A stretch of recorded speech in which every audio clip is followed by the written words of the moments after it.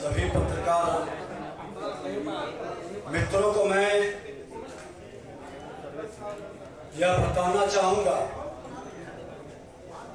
कि लोकतंत्र के इस महापर्व में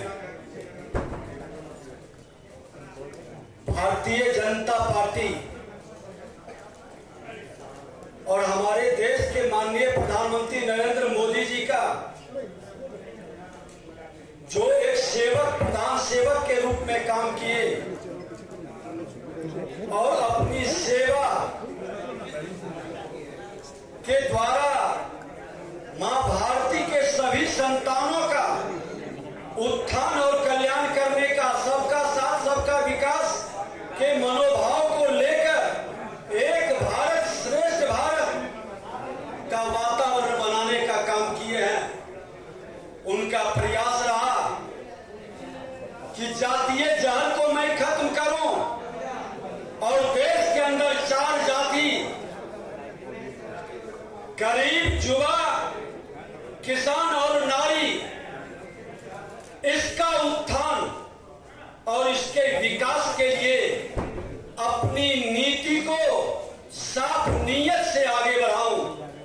उन्होंने लोकल फॉर वोकल के माध्यम से जहां आत्मविश्वास को बढ़ाया, जहां सोच वहां शौचालय के माध्यम से वो इज्जत घर हमारी माता बहनों के सम्मान को बढ़ाया, डिजिटल इंडिया के माध्यम से 2/3 के लगभग युवा नौजवानों के मन के अंदर विकारों से मुक्त होने का, बंधनों से बाहर निकल करके अपने देश और दुनिया के निकट पहुंचने का अवसर दिया है। हर घर मोदी, घर घर मोदी और मैं भी चौकीदार, ये कह कर करके हर भारतीय को चौकीदार के रूप में हर क्षेत्र में चौकीदारी करने का आह्वान और सजग किए। तो अपने परिवार के प्रति समर्पित हो। वो वंशवादी लोग आरोप लगाते हैं, लोकतंत्र पर खतरा बताते हैं। मैं कहना चाहूंगा कि आज 1,80,00,000 नए मतदाता पहली बार मतदान करेंगे। उनको जानने का अधिकार है कि देश के प्रधानमंत्री जो प्रधान सेवक के रूप में क्या क्या काम किए हैं। भारत के स्वर्णिम काल के रूप में ये पीरियड का शुरुआत हुआ है 21वीं सदी के भारत का, जो देश का सम्मान विश्व में भी बढ़ाया, देश के नेतृत्व विश्व में भी विश्वास को हासिल किया है। आज युवाओं के साथ साथ देश के हर वर्ग के जनता के लिए मोदी जी की सरकार समानांतर विकास की उच्चतम गति से आगे बढ़ रही है। पिछले 10 वर्षों के भीतर स्टार्टअप इंडिया के तहत 1 लाख से अधिक नए स्टार्टअप की शुरुआत, साथ ही 100 से ज्यादा यूनिकॉर्न उभर कर सामने आया है। ये नौजवानों को डिजिटल योद्धा के रूप में वो भी जान रहा है, पहचान रहा है। पीएम आवास योजना के तहत 4 करोड़ परिवारों को लाभ मिला। 80 करोड़ से अधिक लोगों को भूख से नहीं मरने दिया गया। ये भारत के प्रधानमंत्री जी का गरीबों के प्रति एक समर्पित भाव और गरीबी उन्मूलन के लिए एक बड़ा संकल्प है। लाख करोड़ लोगों को एलपीजी कनेक्शन दिया गया। जल जीवन मिशन के अंतर्गत लगभग 14 करोड़ ग्रामीण परिवारों को लाभ पहुंचा है। स्वच्छ भारत अभियान के तहत लगभग 12 करोड़ शौचालय का निर्माण। नई शिक्षा नीति के तहत भारतीय मूल्यों पर आधारित आधुनिक शिक्षा प्रणाली का क्रियान्वयन सुनिश्चित किया गया। लोग अपनी सांस्कृतिक विरासत को भी जाने और अपने विरासत से प्रेरणा लेकर ठहरी हुई विरासत को आगे बढ़ाने का एक नए संकल्प को साकार आज के युवा करे। ये नई शिक्षा प्रणाली के तहत देश के प्रधानमंत्री जी ने किया। विद्यालय, 7 नए IIM, 7 नए IIT, साथ ही 15 एम्स की शुरुआत पिछले 10 वर्षों में मोदी सरकार की उपलब्धि है। आज युवाओं को गांव-गांव तक खेल के प्रति रुचि बढ़ाने के लिए परिवर्तनकारी बदलाव खेलो इंडिया युवाओं के मन के अंदर एक प्रेरणा प्रदान किया और टारगेट ओलंपिक पोडियम जैसे कार्यक्रमों की शुरुआत प्रधानमंत्री जी ने किया। पिछले 10 सालों में सौर ऊर्जा के क्षेत्र में 2300% की वृद्धि देखी गई। डिजिटल इंडिया के तहत 5G टेक्नोलॉजी और यूपीआई जैसे सुविधाओं का लाभ आज देश के गांव तक पहुंचा है और विश्व के लोग भी सराह रहे हैं, स्वीकार कर रहे हैं। आज G20 का शानदार आयोजन भारत के अंदर कर करके विश्व के विश्वास पर भारत की प्रगति को जिस तरह से इन्होंने रखा है, लोगों ने स्वीकार किया है कि भारत विश्व गुरु की ओर कदम बढ़ा चुका है। भारत का मान सम्मान भी बढ़ा है। आज नारी शक्ति बंधन अधिनियम के तहत संसद का राज्य की विधानसभाओं में 33% का आरक्षण सुनिश्चित किया गया है।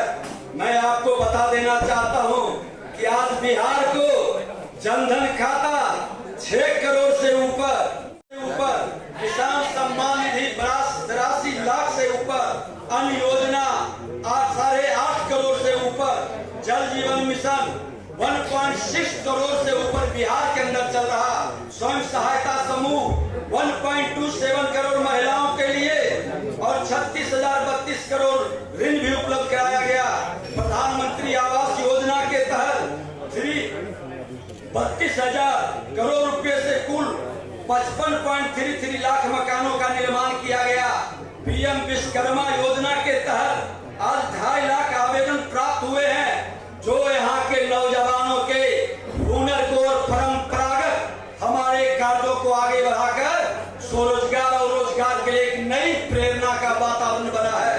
आज मनरेगा के तहत एनडीए सरकार में 35,000 करोड़ से ज्यादा दिया गया। मुद्रा लोन में 4 लाख करोड़ ऋण युवाओं को दिया गया। 10 सालों के अंदर विकास की गति कई गुना बढ़ी।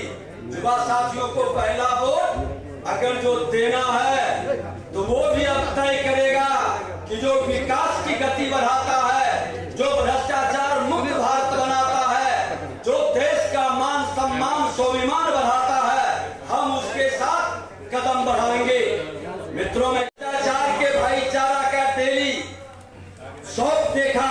हमने देखा कि भ्रष्टाचारी किस घमंड से अपने भ्रष्टाचार का जो जस्टिफाई कर रहे थे, कितने आत्मविश्वास से बोल रहे थे भ्रष्टाचार हटाओ, मगर ईडी गठबंधन के नेता कहते हैं कि भ्रष्टाचारी को बचाओ। एक तरफ लोकनायक जयप्रकाश नारायण ने जिन लोगों को संकल्प दिलाया था और जननायक कर्पूरी ठाकुर ने कहा था कि समाज को कोई खोखला कर रहा है, वो जातिवादी राजनीति और राष्ट्र को कोई खोखला कर रहा है, तो भ्रष्टाचारी मानसिकता के लोग आज दुर्भाग्य से ईडी गठबंधन में ये जातिवादी जहर का लहर चलाने वाले लोग की जमात परिवारवाद को अब जनता की गाढ़ी कमाई कुछ संपत्ति लूटकर भ्रष्टाचारी वातावरण बनाने में एक बड़े नायक के रूप में एक से एक उभर रहे हैं। देश की जनता की गाढ़ी कमाई बचाना चाहती है, हम उसके साथ चलेंगे। ये दो विचारधारा के बीच ये चुनाव होगा। भ्रष्टाचार मुक्त भारत बनेगा या इन भ्रष्टाचारियों के द्वारा भ्रष्टाचार युक्त भारत का नारा दे रहा है, इस पर निर्णय करना होगा। ये गठ घोटाला पर अपना हर रोज एक से एक नया बयान देते हैं। उनका ये गठबंधन जनबंधन नहीं, ठगबंधन, ये ठगबंधनों की जमात है। लेकिन गठबंधन जिसको ये कह रहे हैं, कहाँ है गठबंधन? आम आदमी पार्टी कहती है कि केजरीवाल के समर्थन में रैली हो रही है, कांग्रेस कहती है कि किसी व्यक्ति के समर्थन में नहीं, पूरे गठबंधन की रैली है। कमाल का ये आपस में ही इनके विचारधारा अलग अलग दिखाई पड़ते। कांग्रेस आम आदमी पार्टी दिल्ली में इलू इलू करते हैं तो पंजाब में हम आपके हैं कौन, ये भी बात चल रही है। पश्चिम बंगाल में ममता ने साथ लड़ने से इनकार कर दिया बिहार में आरजेडी ने अपना उम्मीदवार घोषित कर दिया। कर्नाटक में और उद्धव ठाकरे अपने अपने उम्मीदवार पहले ही घोषित कर चुके। कांग्रेस आम आदमी पार्टी छोड़कर सांसद और विधायक जा रहे हैं। उत्तर प्रदेश में कांग्रेस का कोई भाव नहीं दे रहा। ये लोग का मानसिकता है कि जितना लूट सको सो लूट, हर दिन नया झूठ बोलो और लूट की झूठ बनाते रहो। ये 10 साल के अंदर गठबंधन और विपक्ष की क्या भूमिका रही, क्या सकारात्मक विपक्ष की इन्होंने भूमिका निभाया है?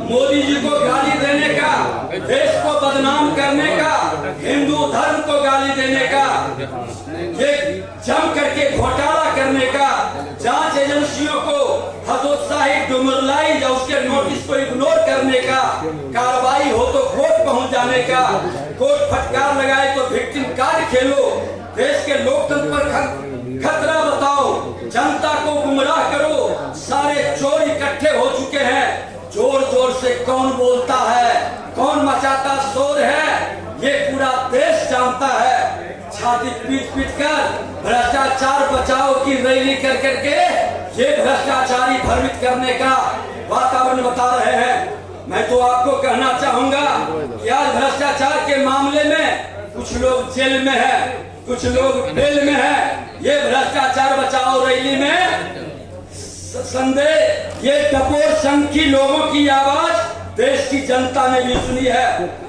इनके नेता देश तोड़ने की भी बात करते हैं। ये देश के शक्ति का अपमान करते हैं। ये देश के अपराधियों को आतंकवादियों के पक्ष में बोलते हैं। ये उदयनिधि स्टालिन के सनातन विरोधी बयान पर चुप रहते हैं। ये अपने घोटाले पर चुप रहते हैं। ये सजायाफ्ता लोगों को सम्मानित करते हैं।